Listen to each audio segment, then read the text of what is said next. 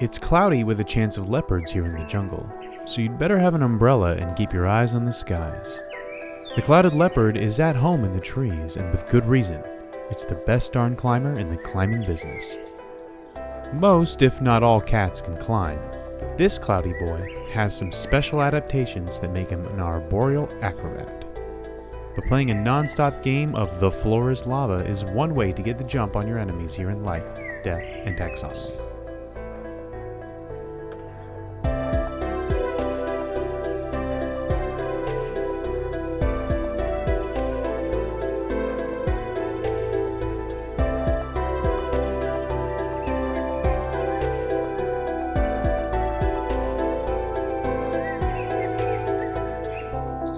Welcome back to Life, Death, and Taxonomy. It's your 30 minutes of interesting animal information. I'm Joe.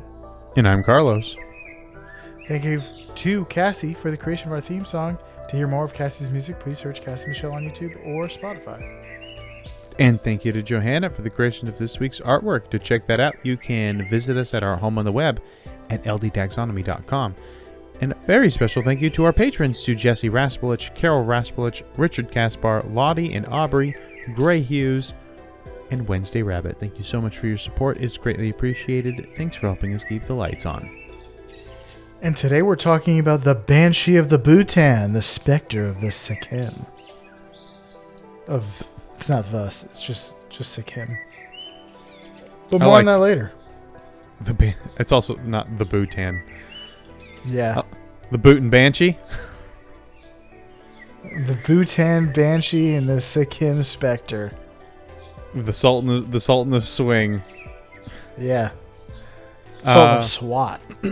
Oh, SWAT.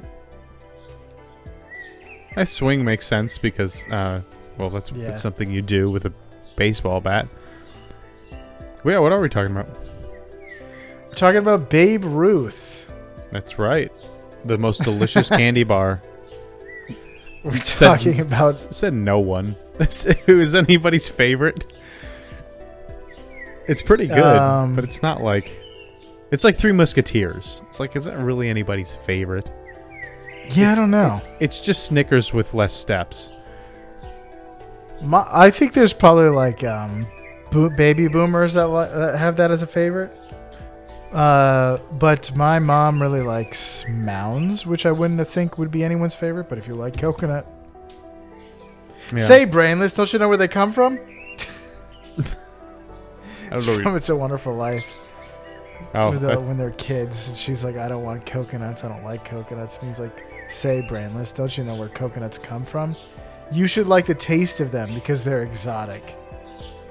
Oh, it's one of those like old-timey ways that people talk to each other in movies. Yeah. We're talking about the clouded leopard. Yeah. I think like in the third or fourth grade, everyone had to do a diorama of an animal and learn about it. And mine was the bald eagle, but then my sister got to it, and I think hers was the clouded leopard. Really? I had to do something similar, but mine was a nurse shark. Nice. Of all the sharks to get, couldn't I have gotten a cooler one? Fun one. I got the one that like doesn't hurt anybody. I want animals that hurt people. I want animals that hurt you. Those are the cool ones, like my street sharks. Yeah, it's the clouded leopard. We're gonna call it here cloudy with a chance of meat paws. The monkey's paw, which will be apparent later, and Supination Army. Supination phone? Yeah, Supination phone.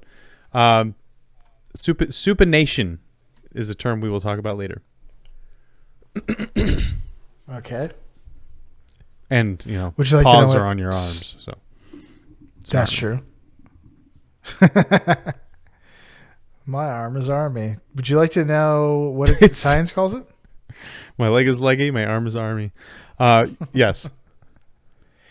They're in the kingdom are in the kingdom Animalia. They're in the phylum Chordata. The class is Mammalia. Basically the same as you so far. Uh-oh, the order is Carnivora. That's not you anymore. You never eat meat. Suborder is Feliformia. And we all know that a human suborder is ultimate with cheddar cheese and lettuce and mayonnaise. Meatball marinara. I don't even know why there are other subs. What? It's time for subs. It's cold cuts. It's not time for Italian dishes. Yes, it is time for delicious, hot Italian dishes in sandwich form. The bread please. is always giving me already giving me heartburn. I don't need also the acidic. And they even give you the option of having Italian herbs and spices as a bread option. So it's just perfect. The family is Felidae. The subfamily is Pantherinae. The genus is Neofelis, a new cat. And the species is Nebulosa. Neophilus nebulosa. Yeah, so this would be a nitty-gritty nomenclature that would be on the easier side probably. But we're not doing nitty-gritty nomenclature because since we're in the business of naming things, it's time for my favorite part of the show, critter groups. The part of the show where I ask you, Joe, a question, and that question is the same every time. What is the name of a group of this animal, or what is the term of venery, or what is the collective noun? I'm pretty sure we haven't done a leopard before. Not the snow leopard, not the regular leopard. I think that's the name for it. So we have one. We have just for leopards. If you saw a group of leopards before screaming and running away and dying because there's no getting away from a leopard, would you say it's A, a pounce of leopards, B, a jaunt of leopards, C, a leap of leopards, or D, a spring of leopards? Little leaping leopards coming to bounce and play. Final answer. A leap. A little leaping leopard who comes to bounce. Animal Junction just gets ripped to shreds. That is correct. Leap. Nice. Leap. Leap. Leap. If you said spring or jump as the term of venery, and you did not go with the alliteration, that would have been unforgivable. A spring of springbok, a leap of leopards. Mm-hmm. A jump of jackanapes. Jackalopes. It is a rare win. There we go. Yeah, a leap of leopards. You can take that to the bank, and they won't pay you for it because you can't cash information like that these days. Not in this economy. Help me out. Indubitably. I'm struggling. Editing the last one, there really is a toll that's taken by doing these at 10 p.m.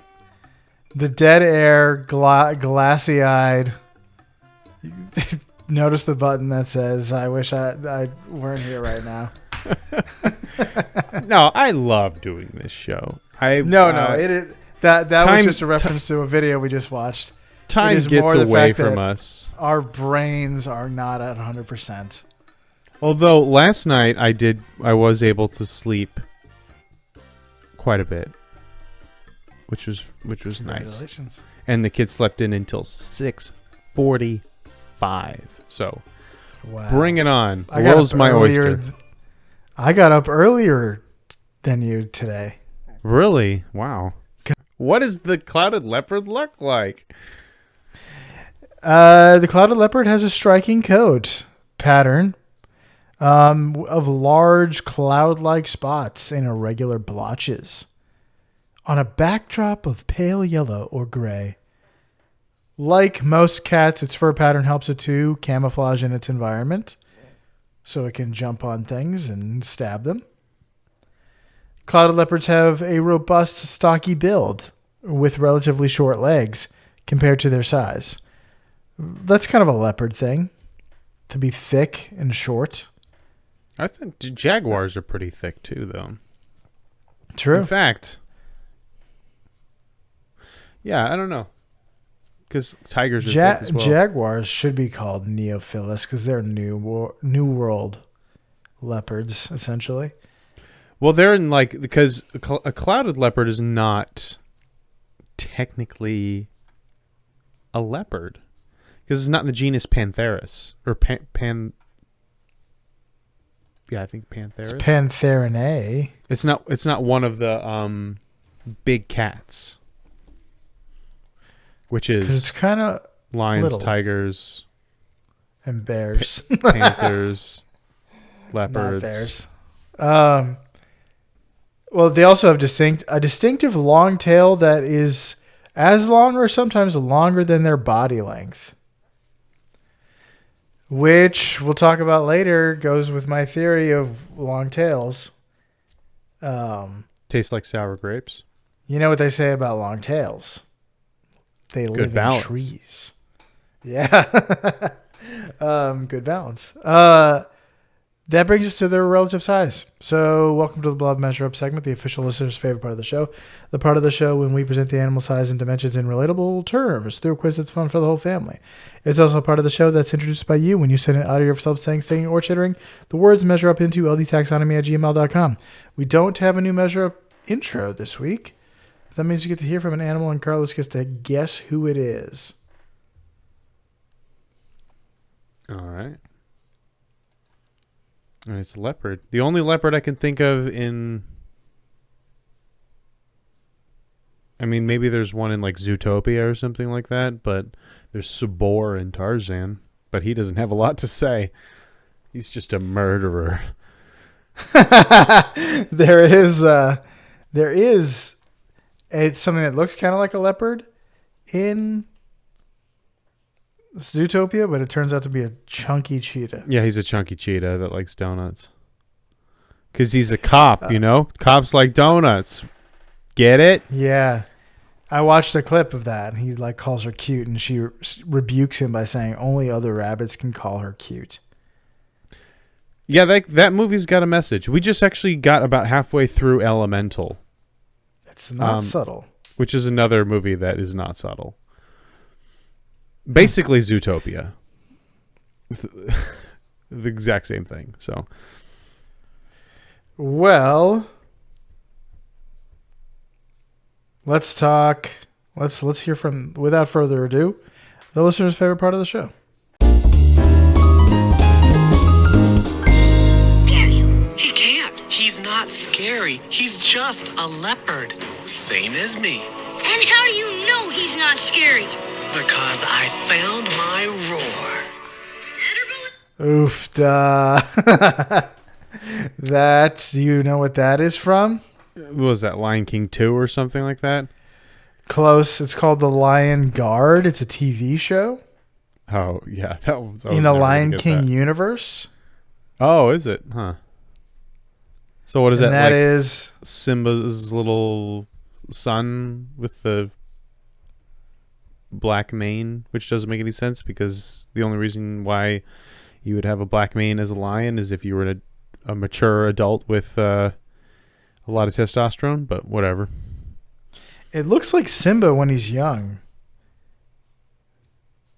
Because Simba has a daughter and his son is, and the son, she wants to marry, Lion Mary, Scar's grandson or something, or uncle, nephew. But that is Badilli, the leopard. Badilli the leopard found his roar. Voiced by Kenneth from 30 Rock. Interesting. I forgot about those Disney Channel shows. I did not know about it until today. Let's talk male length. The length of a male, even though it's Women's History Month. They're 81 to 108 centimeters, or 32 to 42 inches, without the tail. How many clouded leopards go into the height of a cirrocumulus cloud? A cirrocumulus cloud. I know cirrostratus and then cumulus. Here's a hint. Cirrocumulus clouds are one of the three main types of cloud, and of the three, it has the highest altitude. They are the kind that look wispy and white, like a bit wispy white cotton blankets across a large section of sky. I know what you're talking about. How high up are these clouds? I'm thinking of that movie, Three? Aeronauts with Eddie Redmayne, where they go up into a hot air balloon and almost freeze to death. I've never heard of it. Pretty high. 80,000 feet. What was the measurement for the 43 male inches? 43 inches. My answer is 22,325. Give or take a few. 22,000. 22,300. Correct answer is 5,581 cats. These are pretty low-hanging clouds, it seems. They're the highest hanging clouds. Cirrocumulus clouds are 6,000 meters above the earth, or 20,000 feet. There are no clouds above Everest? That doesn't make any sense. I guess there's, and like when you're in a plane, there's really no clouds above you.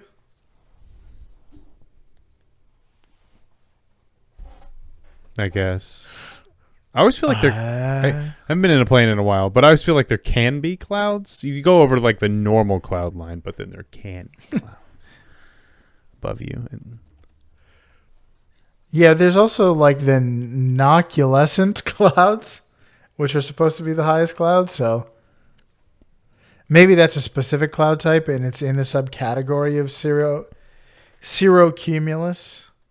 I think cirrocumulus might be like a category that includes all clouds above 20,000 feet. I feel like 20,000 feet is just really low for clouds, but not really low for clouds. Like a really low cloud is fog, but that's just like a really low ceiling for clouds. Oh, well, the more you know. We learned something new. And we can add this to our knowledge about clouds being like weighing 1 million weasels or whatever. Clouds weigh 1 million weasels, and they are 5,000 clouded leopards tall. So clouds work. Here it is. Clouds work with suffixes and prefixes. The prefix cirro is everything above 20,000 feet has the prefix cirro. But the cumulonimbus is like a tower of a cloud that starts low and goes all the way up high. So they can go up to like almost 40,000 feet. Yeah. You said cirrocumulus, and I was like, I know cirrostratus. So there must be some... Cirrostratus is another type of cloud that's above 20,000 feet. Okay. But then, so like, the 20,000 feet is the minimum height requirement for clouds. To be cirro. In the highest category, yeah. Got it. That makes sense. Let's talk about weight. They're 25 to 50 pounds, or 11 to 23 kilograms. If Cassiani's hymns were each 10 pounds, How many clouded leopards would go into her body of hymnography? I guess you could just say into her hymnography. Excuse me? What is this monstrosity of a word problem you just gave me? Cassiani, also known as Cassia, also known as Saint Cassiani, was a Byzantine poet, composer, and hymnographer who lived in the 9th century. Cassiani is best known for her contributions to Byzantine liturgical music, and she is remembered for her hymns and poetry. So basically, how many hymns did she write? Times 10. If each hymn was 10 pounds, how many clouded leopards would go into her hymnography? Wow, no idea. No way to even estimate it. We'll say 50. You and historians both, because I will say there are a number of them, like 20 of them, that they aren't 100% sure were hers. And there's probably like several that like we haven't found. Okay, I'll go with the answer is 10. 10 clouded cats leopards. Or 10 10 clouded leopards go into the combined weight of all of her 10-pound hymns. This is insane. Final answer. Yes. That's correct. 10 cats on the dot. Whoa. Yes. There are around 50 surviving hymns, though some might not be hers, and there might be some we don't know about. It seemed like a lot, but doable. So I chose 50. She was like legendarily betrothed to an emperor, and she like mouthed off to him one time, and then he rejected her, but then he regretted it. And there's like a legend about one of her hymns. He went to like go and get her back, but she was like in a monastery. She had like given herself to this monastic life and taken vows. And she hid when he came to see her, and he found a partially finished hymn that he like added a line to about hiding from the king or whatever. And then he left, respecting her wishes not to see him again. And then she completed the hymn, and his line's in it.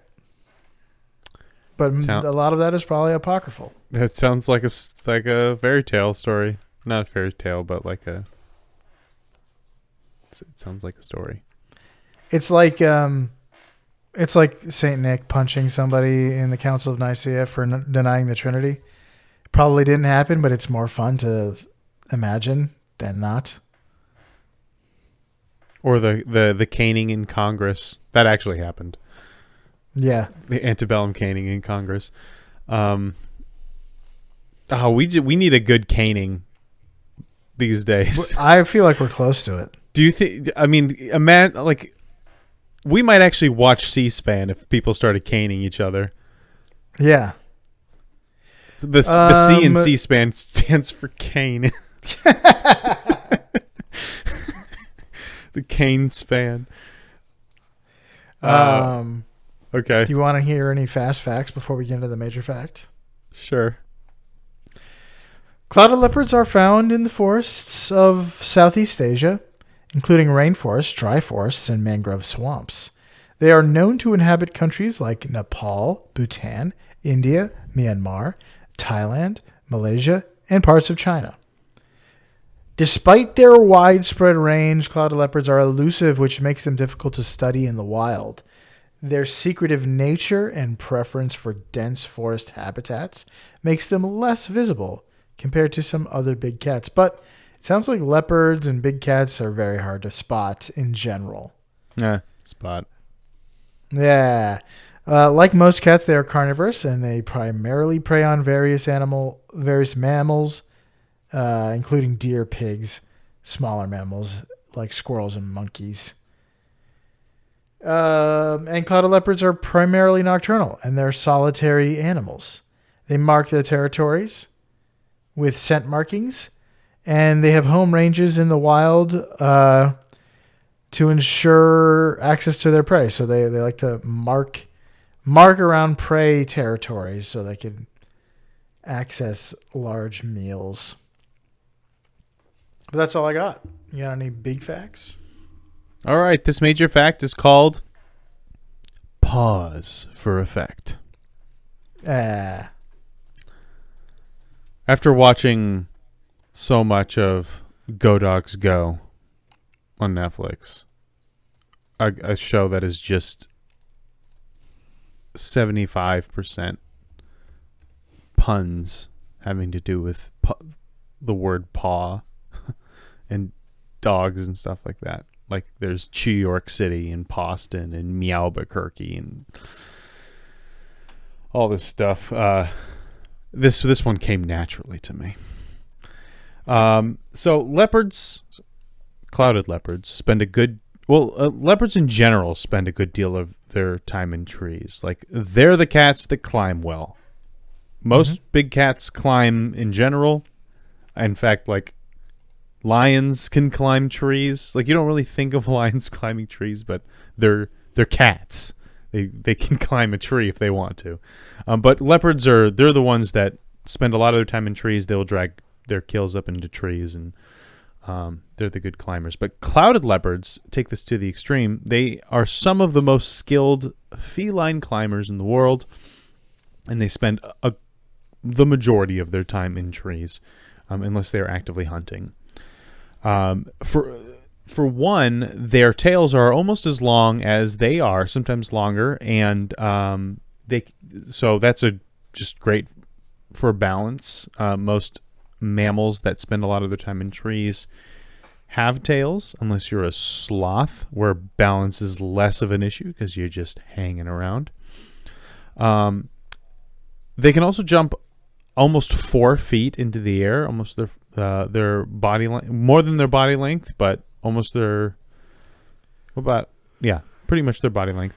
That helps them get to lower branches, get away from any potential predators, and catch things that are going up into trees like monkeys.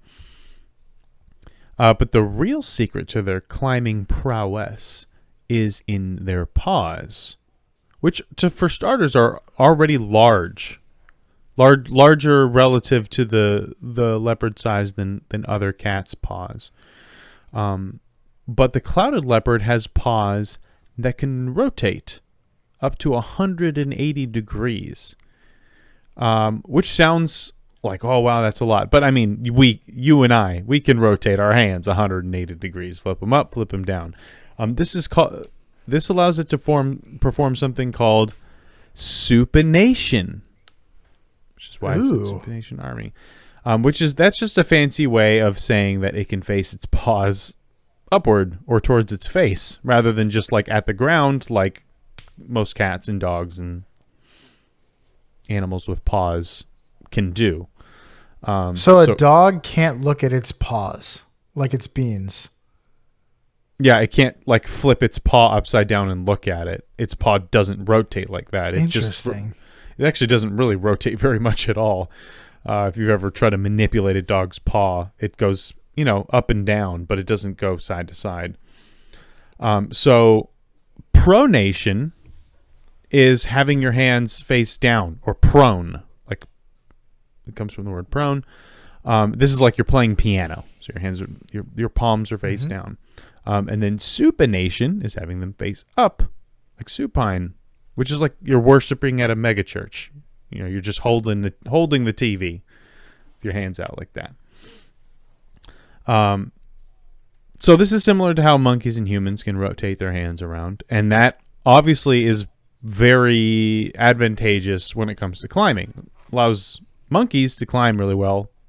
Humans, not so much. We don't really have the balance, the relative strength, or the tail situation to be great climbers, at least in comparison to monkeys and leopards and things. So, armed with these arms, the clouded leopard can grab nearly any surface along a tree's trunk. They can even climb straight down, head first, down a tree trunk. Like a squirrel. By gripping the smaller trunks with their back legs and kind of doing a shimmying But the only reason why they can grip is because they can rotate their paws to go inward. If, like most cats, they couldn't rotate their paws, they wouldn't be able to do that. They can also hang and drop and catch themselves easily, which allows them to jump from one tree to another, to chase prey, and to get away from predators. But yeah, and most of the videos you'll see of this are of clouded leopards in captivity, but there's just a really good montage of them climbing, and it's pretty impressive to watch like a full grown leopard just go straight down a tree like a squirrel would. I'm seeing one picture of it like literally hanging like a sloth on a branch. Yeah, it makes them masters of their arboreal realm. And that's all I got for the clouded leopard. That's their superpower. You got anything else? That's all I've got. Man, this is another one of those things that you could just like watch videos of it for a long time. Yes. All right, that was the clouded leopard. For you out there in Podcastia, blend in with your environment. Stay elusive. And always keep your hand on a swivel like the clouded leopard here in Life, Death, and Taxonomy.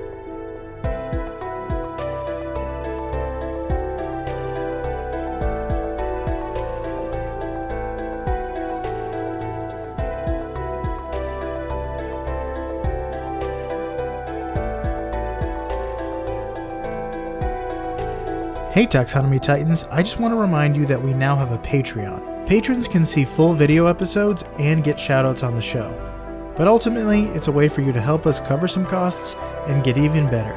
Still, reviews are the best way to help us grow. So if you haven't left one yet, we'd really love to hear from you. As always, thanks for listening and engaging.